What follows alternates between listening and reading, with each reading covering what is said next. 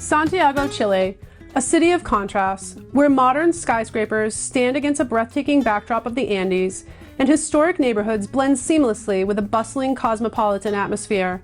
With over 6.3 million people in the metropolitan area, Santiago is Chile's capital, economic center, and cultural hub.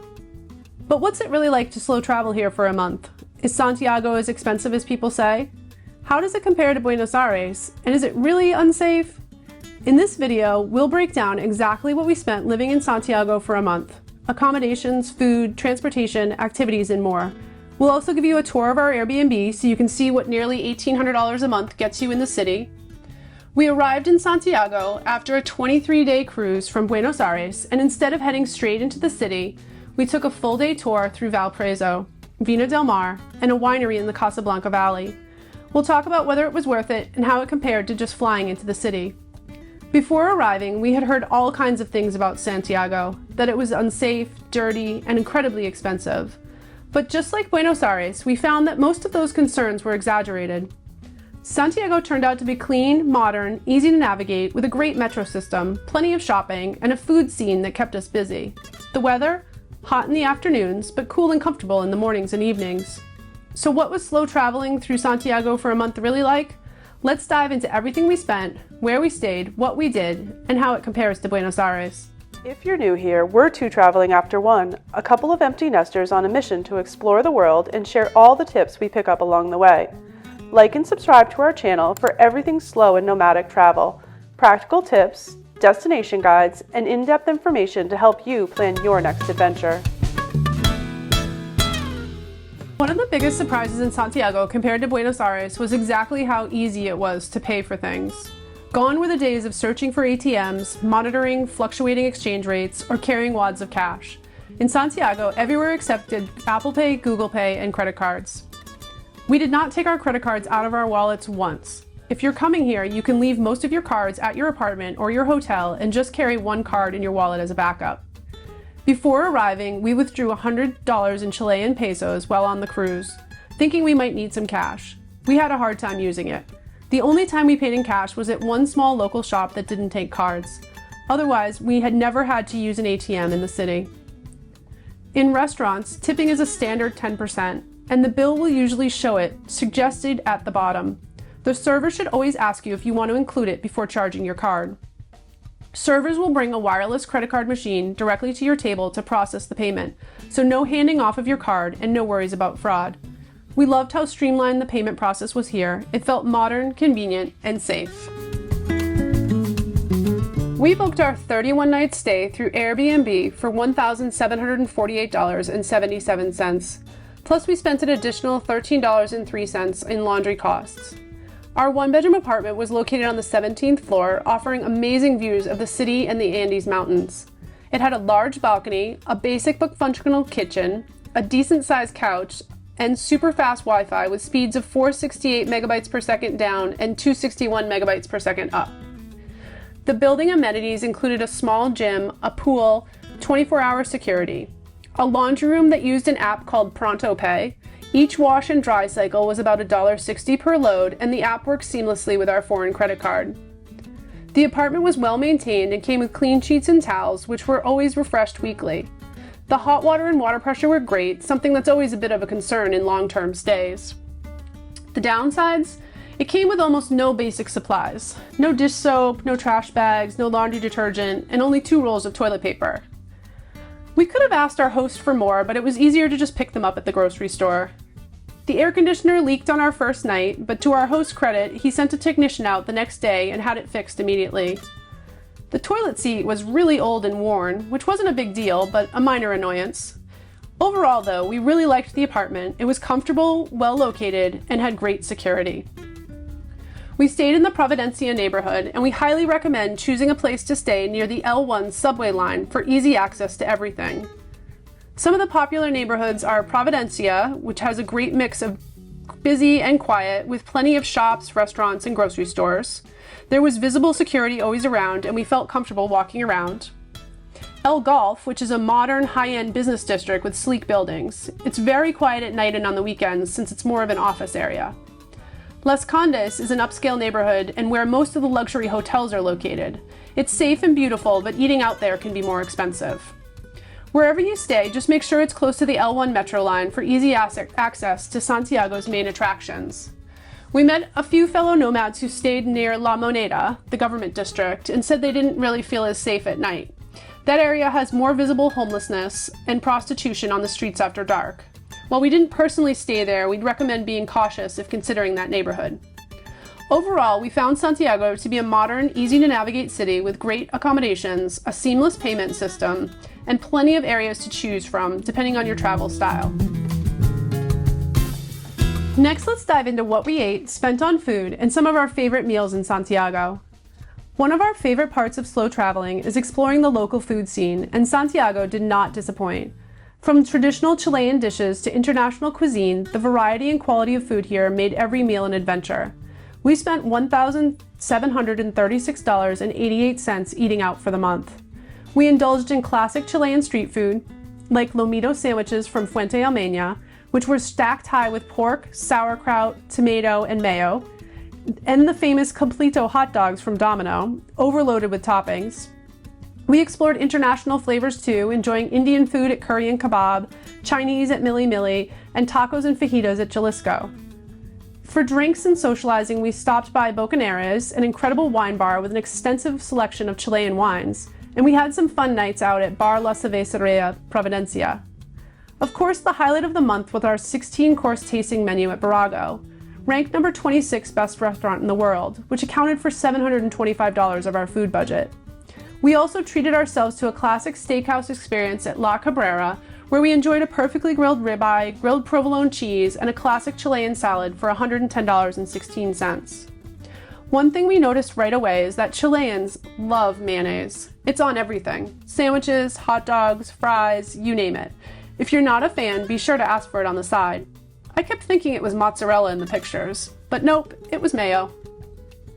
Another key difference from Buenos Aires is the meal schedule. In Santiago, one of the biggest meals of the day happens in the afternoon, and many restaurants offer happy hour food and drink deals at this time. Dinner is still later, with most restaurants filling up around 8 p.m., but it's not as late as in Argentina. Since our daughter was with us for the first 6 days, we need to take that into account. Overall, we found Santiago to be more affordable to eat out than Buenos Aires. For a full list of everywhere we ate, head over to our blog post where we share a full itinerary in more detail. Coming off our 23-day cruise, we found ourselves eating in more than usual this month, spending $511.37 on groceries. Groceries in Santiago were affordable overall, especially meat and fresh vegetables, which were high quality and well priced. However, some imported items here were surprisingly expensive, like olive oil, which cost $9 for a small bottle. We ate breakfast at home every day, cooked several dinners, and often went out for lunch, saving leftovers or having snacks for dinner.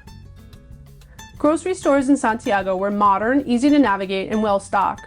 We primarily shopped at Jumbo in the Costanera Center, a large supermarket with everything we needed, including alcohol, fresh bakery items, and an excellent meat department. We also noticed plenty of smaller shops throughout the city where you could buy fresh meats and vegetables, but we found Jumbo the most convenient for one-stop shopping. Stores had both serviced and self-checkout options, and just like everywhere else in Santiago, they accepted Apple Pay and credit cards.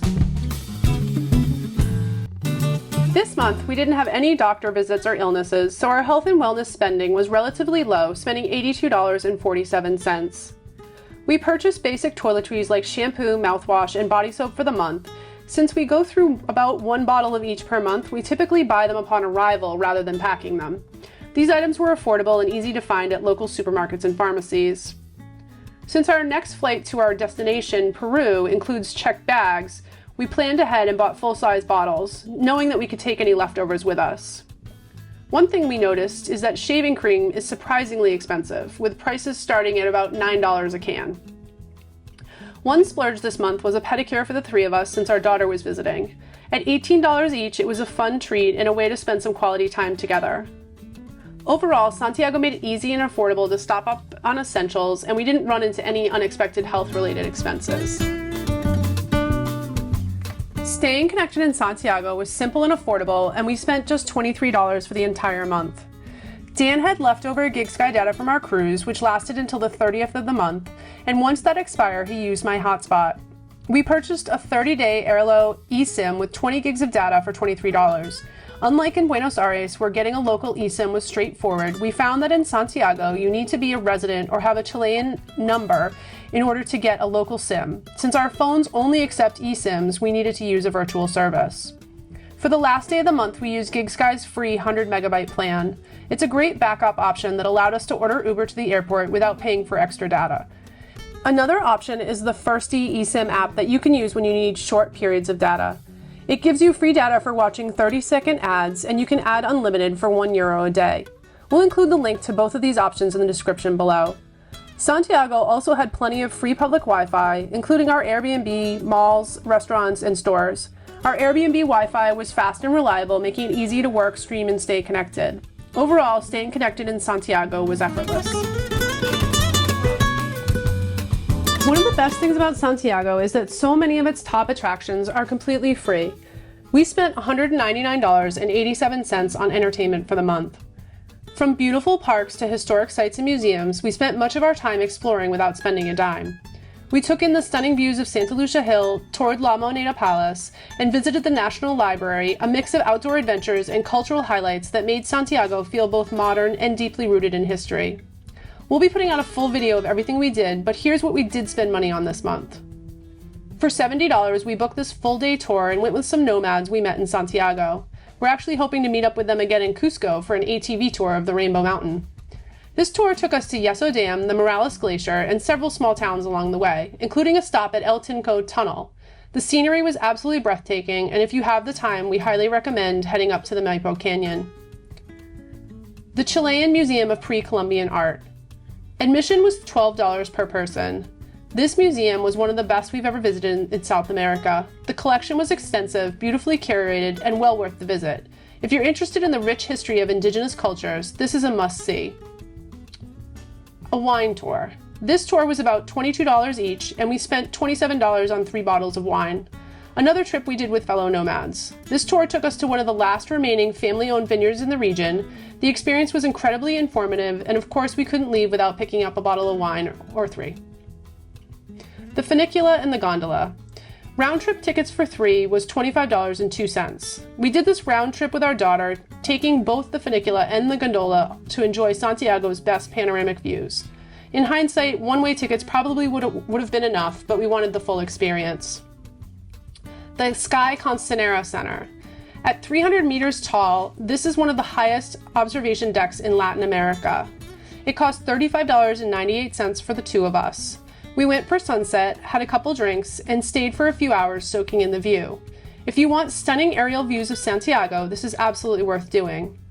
Between free and paid activities, Santiago had no shortage of things to see and do. Whether we were hiking, exploring museums, or sipping wine at a vineyard, we found plenty of ways to enjoy the city without breaking the bank. Getting around Santiago was easy, efficient, and affordable. The city had a fantastic metro system, inexpensive Uber rides, and convenient public transportation options that made exploring hassle-free. We spent $464.05 on transportation this month, which included subway rides, Uber trips, and a full-day transfer tour from San Antonio to Santiago. Santiago's metro system was one of the best we've used, fast, clean, and easy to navigate. The transportation card itself cost $1.50 and can be used for multiple passengers, meaning you don't need a separate card for each person. The downside, if you use one card for multiple people on bus rides back to back, you lose the multi-bus discount that would normally apply when transferring between routes. That said, we never found the need to take multiple buses back to back, so we're not sure if it's worth spending the additional money on extra cards. We highly recommend staying somewhere along Line 1 of the metro, the main route connecting Santiago's key neighborhoods and attractions. We spent $36 throughout the month on subway and bus rides, including one bus trip out to the vineyard. We used Uber a few times, mainly for our ride to the airport, which cost $20, getting to and from Barago, a late-night ride home from a nomad meetup. Uber in Santiago is affordable, reliable, and safe. We use the PIN function, which is highly recommended for security. It gives you a PIN to give to your driver before they can start the trip, which ensures not only that you're in the correct car, but also that they can't start the trip or get paid without you providing the PIN. Instead of flying from Buenos Aires to Santiago, we took a 23-day Antarctic cruise that ended in San Antonio, Chile. That meant we had to get from San Antonio to Santiago, which is about an hour and a half away. We could have taken a bus on our own, but instead we opted for a full-day tour for $129 per person, $387 for the three of us, which was the bulk of our transportation spending this month. This included stops in Valparaiso, Vino del Mar, and a winery in the Casablanca Valley before dropping us off at our Airbnb. We're glad we got to see these towns because we probably wouldn't have spent much more time there on our own, and it was a great way to fill the day while transitioning to Santiago. For comparison, we looked up a direct flight from Buenos Aires to Santiago for our dates, and it would have cost around $450 for the three of us. So we would have spent a similar amount to get to Santiago directly from Buenos Aires. For clarification, I know that some nomads break out their transportation costs to an annual budget. We include our transportation costs to get to our destination in our monthly budgets. Between public transportation, Uber, and our full-day tour, getting around Santiago was simple, efficient, and budget-friendly. We were amazed by the number of shopping options in Santiago. Maybe it was because we had just come from Buenos Aires where everything felt limited and expensive, but here it seemed like they had every store you could imagine, from Gucci to the Gap to IKEA. Even better, prices were the same or even lower than in the US. We didn't do a lot of shopping, but we did pick up a few things we needed, spending a total of $101.52 for the month. One of our favorite stores was Casa Ideas, a perfect spot for travel-friendly finds. We bought 2 laptop stands, 2 collapsible food containers, 2 packable backpacks, and 1 packable shopping bag, all for $41.05. We also picked up a Bluetooth keyboard and a mouse for $40.55, which made working on the go much easier. Our phone lanyards broke, so we replaced them with better ones for $19.92. Our daughter also did some shopping before heading home and found some good deals on sneakers and a skirt. After months of traveling through places where shopping was either limited or expensive, Santiago made it easy to find everything we needed at reasonable prices. How much did we spend for a month in total in Santiago? After an incredible month in Santiago, we spent a total of $4,880.96. This was $190.87 more than our month in Buenos Aires, but still within our target budget of $5,000 per month. A few factors contributed to that difference. Our daughter was with us for a week, which added to our food and activity costs. We also spent $725 at Barago for the 16-course tasting menu for the three of us, which was a big splurge. In Buenos Aires, we had a similar experience at Don Julio, but that meal was significantly less at $250 for the two of us. We hope this gives you a solid idea of what a month in Santiago might cost. For those who want a full breakdown, head over to our blog post on our website with everything we did, everywhere we ate, and a day-by-day itinerary.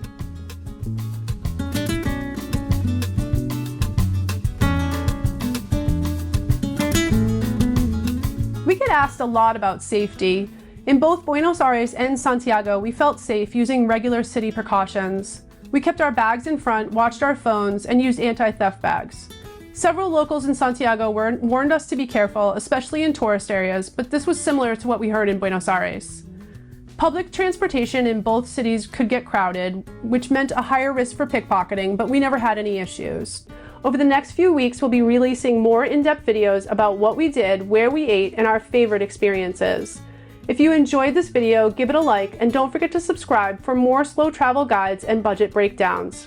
For a full breakdown of our month in Buenos Aires, be sure to check out that video next. If you found this video helpful and want to support us in making more content like this, consider using our affiliate links in the description below.